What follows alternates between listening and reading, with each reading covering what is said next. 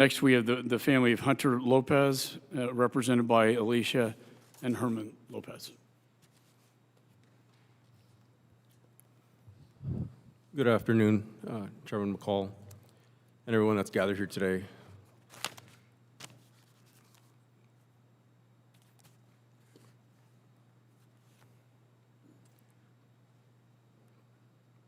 The days leading up to this meeting were preceded by some of the most difficult and dreaded days in my life that I faced. The days leading up to August 26 are full of apprehension, fear, and guilt. The days after August 26 are chock full of memories of what we were doing 2 years ago. The visits, phone calls, text messages of condolence, the feverish planning of a trip to Dover, the constant state of shock and disbelief. The only thing that keeps you going is the thought that if only I get myself and my family through this, everything will be okay. And Hunter will be waiting for us at the completion of this mission. Over the last several days, I was rereading the text messages that I exchanged with Hunter 2 years ago. I read how Hunter explained the desire to get to Kabul to help his fellow Marines and to help in the evacuation efforts. In those text messages, Hunter shared with me the things that he witnessed, things that we've mentioned here today. Infants being thrown over walls and fences, the disregard of human life, especially toward women and children, the lack of food, the lack of water, the sharing of their food and water that they had with those they were trying to help.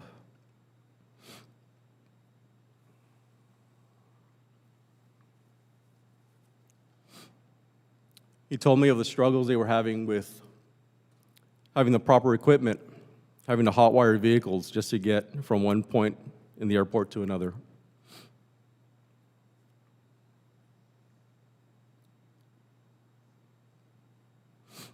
No matter what, they stayed strong and they pushed forward with the mission.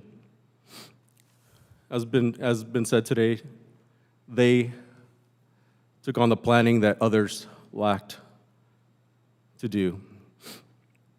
One of the things that Hunter mentioned that he found the most disturbing was having to work side by side with the Taliban and take direction from them or have things run by them first. Hunter had never been in a combat mission, but we all knew that the Taliban was our enemy. This is something that was foreign to Hunter and to all his Marines. Reading these messages always makes me proud of the work he was doing. However, the more time that passes and the more information that is revealed about the poor planning and on-the-fly adjustments, the accommodations given to some at the added risk of our sons and daughters,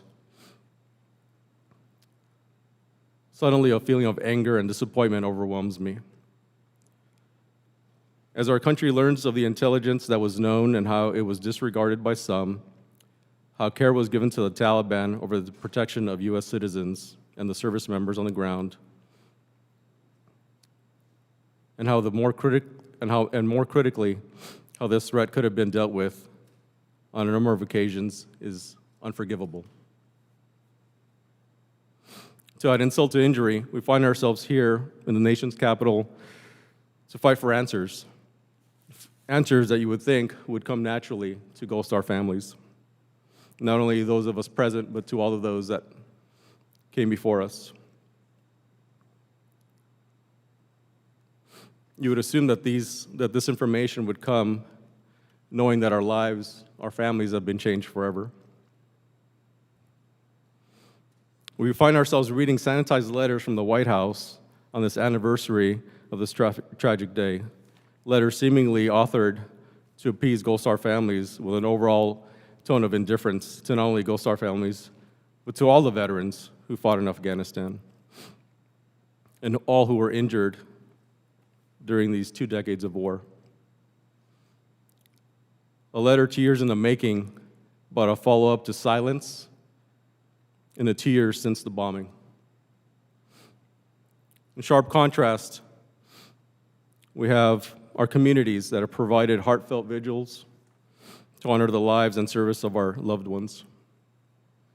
They have supported us and recognized our life-changing event, something not done at the highest levels of our government.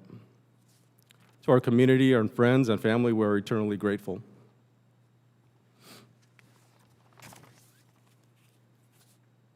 In closing, the process of getting to the complete truth has begun, but needs to continue. It needs to continue without divisiveness, without challenge.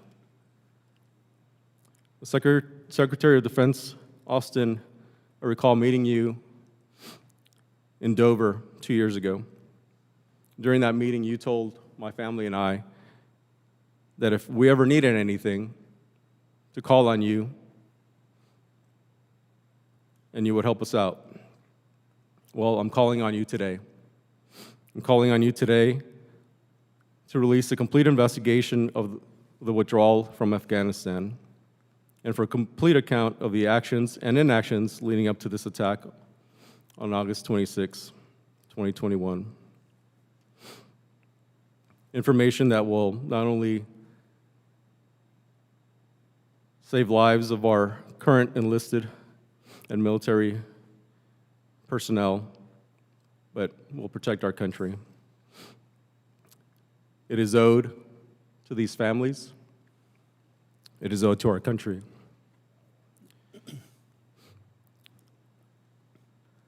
General Milley,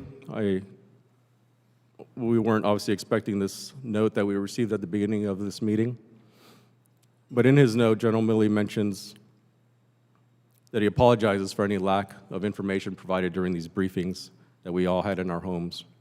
The issue is not the briefing. The issue is not the lack of information during those briefings. It is the disregard of intelligence. It is the disregard of planning. That's what you should be apologizing for.